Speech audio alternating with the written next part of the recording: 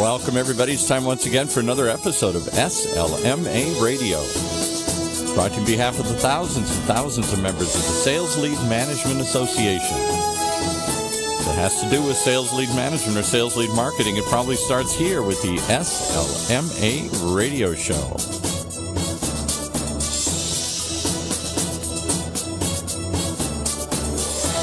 Today, as always, we're privileged, honored, excited to have with us the founder, executive director of the SLMA, Jim Obermair. Hey, Jim. Good afternoon, Paul. I should say good morning, Paul. That's right. Our announcer for this program, as all of you know, and commentator is Paul Roberts. This is a live program, and listeners can call in at 949-330-7762 with thoughts, rants, and stories.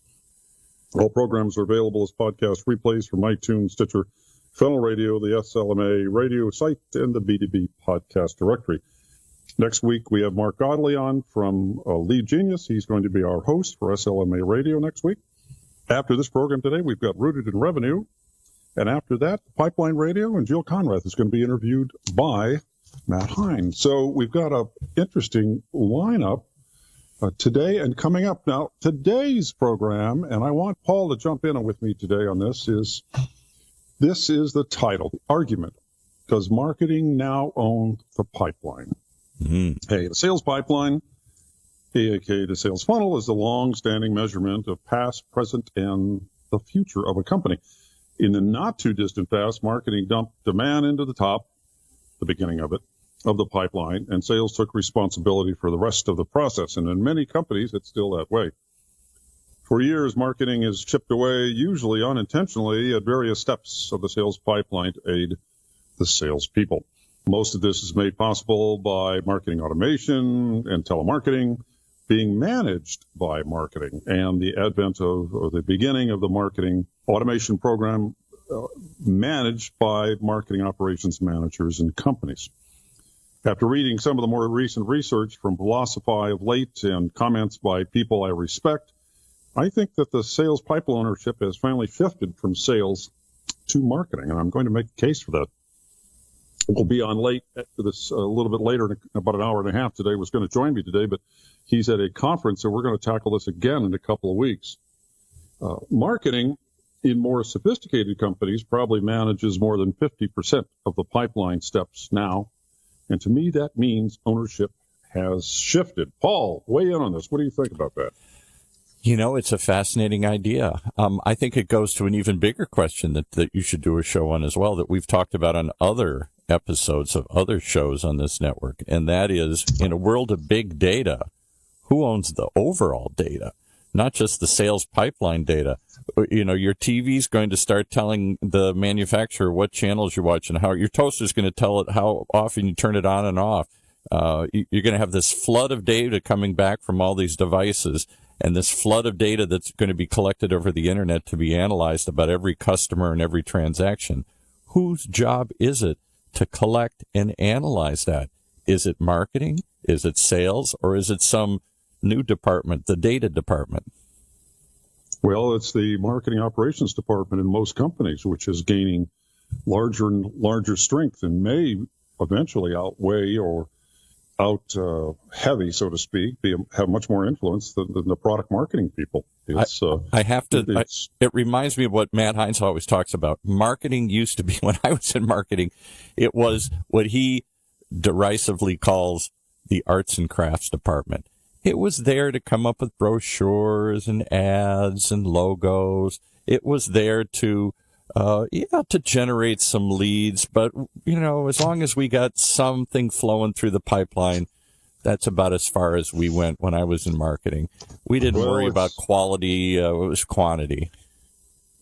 It's changed quite a bit. HubSpot recently reported that more than 50% of marketers devote at least half of their total marketing budget to lead generation. Wow. And I think in many companies, it's a lot more than that. Almost a quarter of the marketers don't know, and I think it's a lot more than a quarter, maybe only a quarter of HubSpot's customers, but it's a lot more than that in the average company. Nurturing leads can increase sales by more than 20%, and the reality is you can get 200 or 300% increase in the actual conversion 200 or 300%. Sounds like a lot until you really measure it. Well, you were out of 100 leads. You've been a sales manager and an interim sales manager at a variety of big companies, and I always smile because you say the first thing when you step into these new roles to increase sales is just to get them to follow up with every lead. It's really interesting, simply because marketing has assumed so many roles in the traditional pipeline. Now, let's take a look at what a pipeline is. A pipeline is a series of steps in most CRM companies, correct? It's awareness, interest, consideration, intent, evaluation, and purchase. Some companies, instead of A to F, have A to Z. I mean, they've got a lot of steps in there. They may throw in demonstrations. They may throw in reevaluation, all kinds of things. But most CRM systems beg for steps, and that's the sales pipeline. Now, in our early marketing days, we used to dump everything at the top of the funnel and then step away from it, right, Paul? Exactly. It was sales responsibility to take care of the rest of the funnel. Now that marketing operations is taking control and marketing automation, it's become common for the marketing people to start taking a look at, well, it's not only awareness, but I'm going to help on the interest areas. I've got the content marketing. We're going to pound into those people who show specific interest in specific products, sizes, shapes, colors, whatever it might be. Oh, they hit the consideration level. Then we're going to give them a totally different group of content. It may be telephone calls, it may be emails, it may be invitations to webinars. We're going to bring that along any further. Oh, they've got an intent now? Well, I'm probably going to go ahead and give them totally different emails and content based on their voiced intent. Well, gee, we're 50% of the way through the funnel. Yeah. Let me ask you. At that point, marketing's controlling the funnel. Let me ask you a tough question then. Through those early stages, as you said, marketing's job, we were the arts and crafts department. We came up with the pretty ads, the pretty pictures, the clever taglines, and that supposedly had people created a direct response. People wanted to reach out and know more. And then we just collected those, dumped them in the top of the funnel, and stepped back. Now you're saying we're as they progress through the funnel, we're continuing to engage with them with different content, different messages, and keep feeding them, pushing them through the funnel. Will marketing people ever be responsible for actually talking to the customer, for calling them and pre-qualifying them? Well, they are now, yes. I thought you were going to go to the next step, which is actually making the sales. Well, that too, yeah. Yes, in many companies like Matt's and so many other companies out there, they're responsible for not only qualification, but taking them all the way through.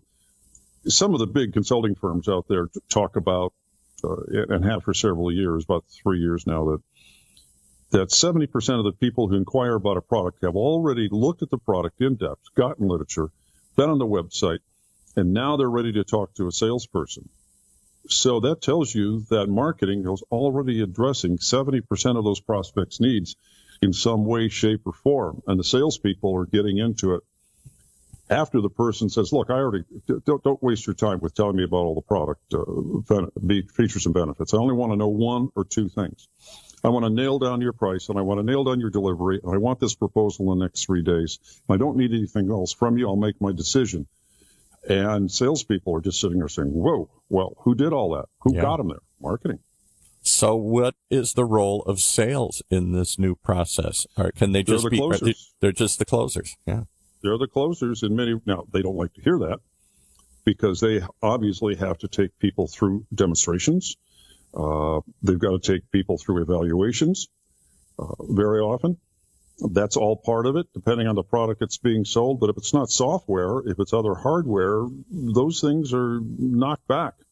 I mean, we're talking about software. Yeah, you've got evaluations, you've got trial periods, all those kinds of things. But once you get away from software and it's into hardware, it's into medical devices, it's into machinery, it's into industrial goods, they take people through. Marketing is really responsible. In many respects, marketing is actually running the inside sales department, and they're completing the sale. That's what I was going to say. You know, what if somebody through those early stages decides to step up and jump ahead and say, you know what, I don't need to talk to a salesman. I'm ready to buy right now.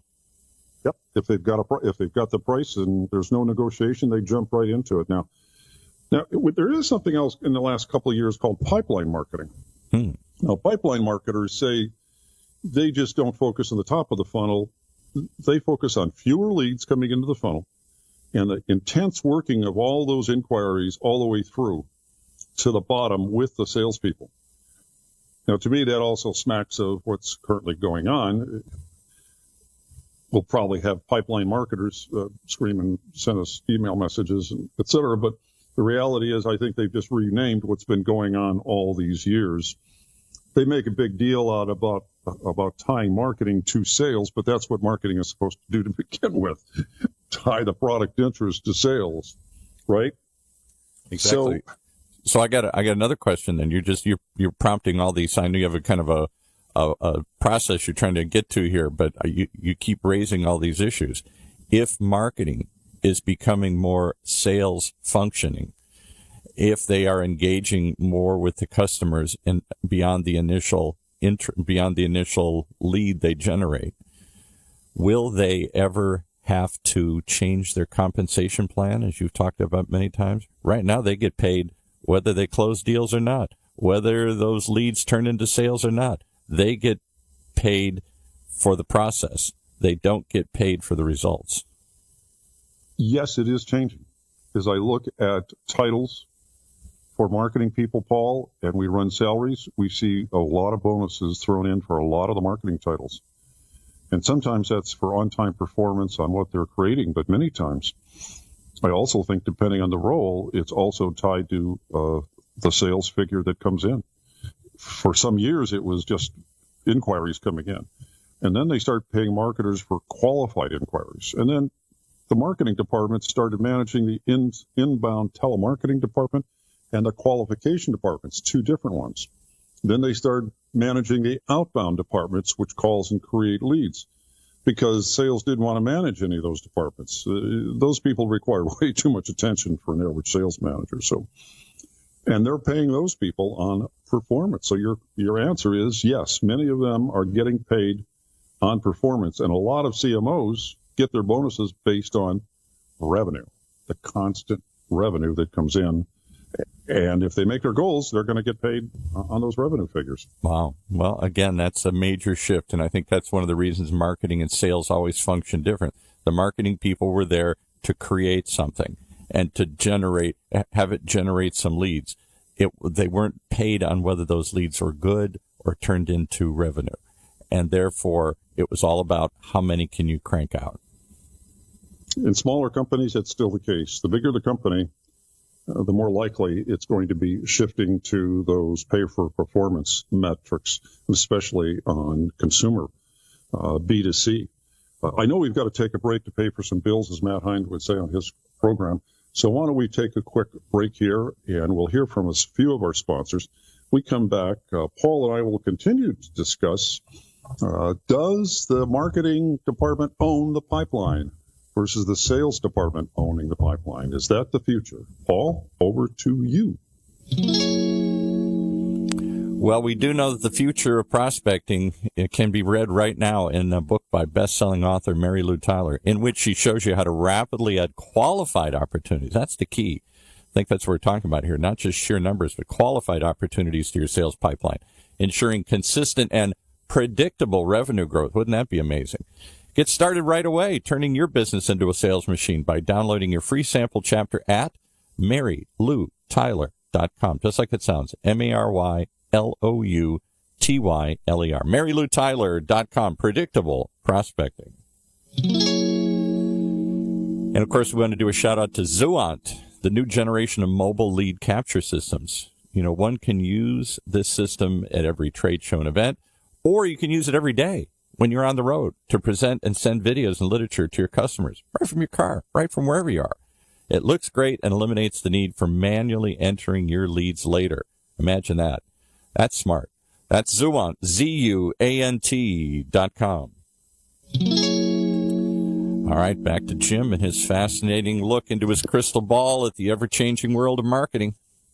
Yeah, the question is, the argument is marketing now owns the pipeline. Is that the case? Hey, I just came back from the exhibitor show in Las Vegas. There are half dozen companies on the show floor just talking about managing sales leads, but there are a lot of sessions at the exhibitor show in Las Vegas about marketing ROI, how you can prove it, how you can measure the trade shows. 2 years ago, there wasn't squat there to speak of. In fact, I did a couple of them, one we did with Victor over at Victor Kepes over at Validar. And also did another one in the morning with Matt Hill of the Hill Group, how to train people, how to get the most out of your trade shows. But it's interesting, when I looked at the program, there are all these sessions on marketing ROI. Now, that's because trade show leads are some of the best qualified leads you can create. Who creates those? The exhibits manager. The exhibits manager is the most powerful person in most companies. They create the most qualified leads. The qualified leads always turn into sales at a greater level. I contend the exhibits managers, pound for pound, create more revenue in the company than anybody else. They're a marketing person. They're not a salesperson. The salespeople close. I've been in sales for years, managed salespeople for 25 years, but they're losing power. Without the marketing departments today being driven by marketing automation, telemarketing, scraping the internet for prospects before they even raise their hands, using artificial intelligence to figure out what people want and where they're going, sales is turning into the closer, and that's about it in many industries. What do you think, Paul? So let me ask, if that's true, that's a shocking turnabout from my days back in marketing, and I don't doubt it is, because, again, we've got more data and more ability, more demand to connect with the customer through everything. You don't just one of the things I talk about all the time is the demise of direct response. You used to run an ad and then count the number of calls you got. You used to run a coupon and count how many came in. Now, all it does is drive people to either want to learn more, so you got to have something to follow up with, or it drives them to your website, at which point you've lost how people came in. You can ask them, but they're not going to say, I saw your billboard, I read your white paper, I listened to your radio ad, I saw you at a trade show. They're probably just going to come there and anonymously start searching. So how do we figure out what's working and what's not? We need data. We need information. All of that's seen, as you're saying, the growth of the marketing wing. My question is, what are the salespeople doing? Are they just surrendering? Are they accepting this new role as the closer because it's just easier? Or are they fighting back and saying, let us be part of the process? And if so, how? They don't have much to fight back on. The last 2 or 3 years, most of the reports coming out of the industry said there's fewer and fewer outside sales reps being hired. These are route salespeople, and people go out and see people. A lot of those jobs are shifting because of marketing travel expenses to inside sales positions. And then inside sales departments have been reported as growing year by year. So people are putting on more people to qualify inbound calls, qualify inquiries, do the demonstrations that salespeople used to do. The systems engineers that get on the phone to go ahead and help the prospect make a decision, and finally the salespeople who are supposed to control all this. And that inside, certainly salespeople are still involved in customer marketing, but that inside sales departments are really inside marketing departments. That's what I was going to say. Are they under the oversight of the marketing people? Are they being managed by the chief marketing officer? Still, the sales manager that's marketing is still the sales manager is managing all this, but he or she's got fewer and fewer outside salespeople, depending on the company. And so many of these roles are shifting to the inside departments now. Certainly, sales managers might control inside sales departments, but most of them don't want to. They've got somebody else that controls it because these people ask for too much attention. They get too much rejection. It's very difficult to manage them versus outside salespeople. So very often, just because of them giving up, those departments are often managed by marketing people. Wow. As soon as they give that up, they've given up authority and given up power. Doesn't mean they don't still have jobs and they're still not accountable, but it's not what it used to be. It's a different personality, though, isn't it? To do an inside sales job, to be on a order desk, to be on to sit in a cubicle and take calls all day long, than it is to go out and visit customers and wine and dine them and handle their needs. Yeah. inside people have totally different talents. They're 100% different. Paul, they can be sitting there with a full beard and a T-shirt and be making sales. Oh, that's what you look like today. I'm sorry. Exactly. But they can be sitting there and nobody cares what they look like. They just care about their voice and how much information they have to impart.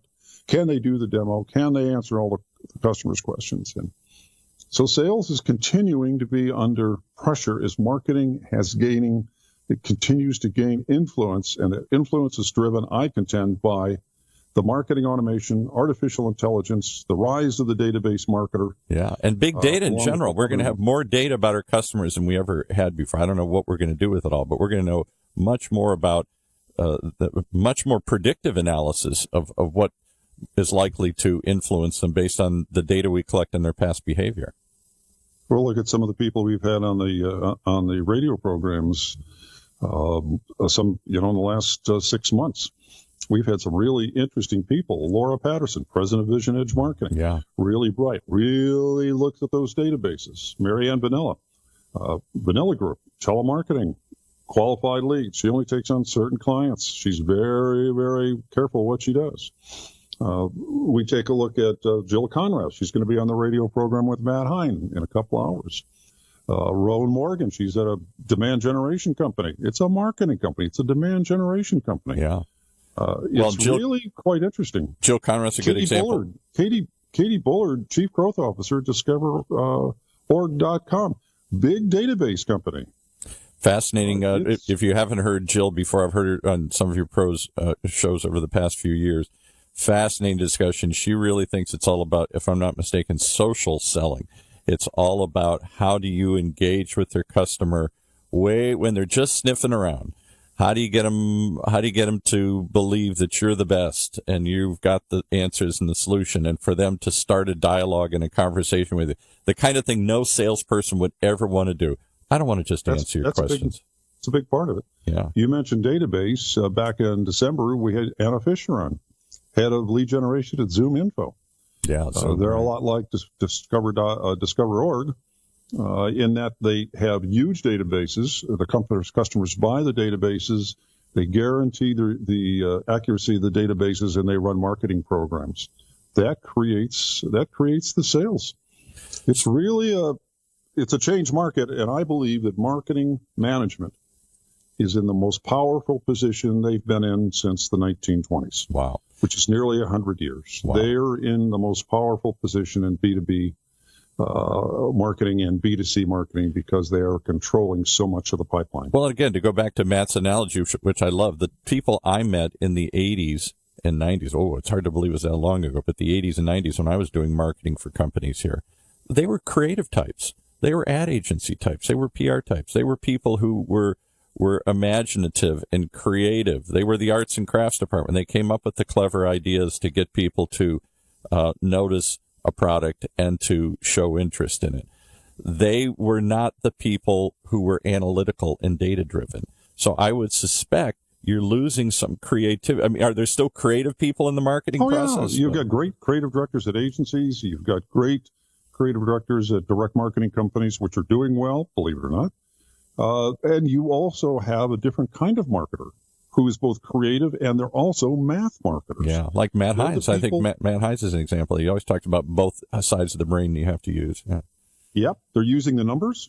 They look at the total number of inquiries, qualified leads, what turns into demos, what turns into the final presentations. And the marketers today are interested in all those numbers versus before they just said, I'm interested in the top of the funnel. I don't care what goes on. And then they complain bitterly what goes on all the way through the rest of the funnel. It's really quite interesting how they back away from things. A couple of days ago, I had a blog up on the SLMA website. The salesperson didn't do it is just a marketing excuse. And marketing used to say, well, my programs are great. It's the salespeople that aren't doing their job. And I used to use that mantra constantly when I was a consultant. But the reality is today it's the marketers that are doing the follow-up, the marketers that are doing doing the job. So they got no one to blame but themselves if their leads aren't turning into revenue. If they're now held more closely accountable for the quality of the leads, not just the quantity of the leads. I said in the blog entry, it's marketing's role today to go beyond just filling the top of the sales funnel. The role is changed to fill and manage it most of the way into the funnel until the prospects show from their actions and responses that they are in the buyer zone. Amazing. It's getting into the buyer zone. The salespeople have to take it down, have to take control of that last step or two. Will they ever take over the whole process and become the closers themselves? Think they are. Yeah. Many are already. And where it used to be the head of sales and marketing, pretty soon you're going to see a lot of titles that reverse it. The head of marketing and sales. Wow. And it's going to be a little different marketplace. Hey, I know we've run out of time today. Paul, thanks a lot for stepping in. As always, you've got deep marketing knowledge, deep part PR and sales knowledge. I feel like a caveman when I talk to you about this stuff here, because what I experience is a whole different world. This is a brave new world we've entered into, and it's amazing. I really believe you're onto something. The two halves of the puzzle are shifting in power, and they're going to shift in titles. It'll be the director of marketing and sales.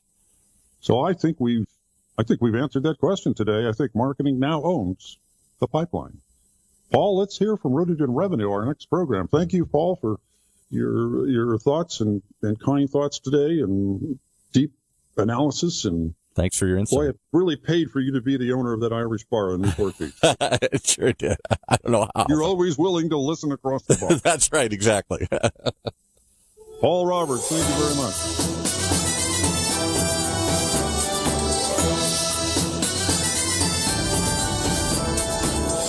Well, you've been listening to another episode of SLMA Radio, brought to you on behalf of the thousands and thousands of members of the Sales Lead Management Association. If it has to do with sales lead management or sales lead marketing, it probably starts here with the SLMA Radio Show, one of the many shows on the Funnel Radio Network for at-work listeners like you.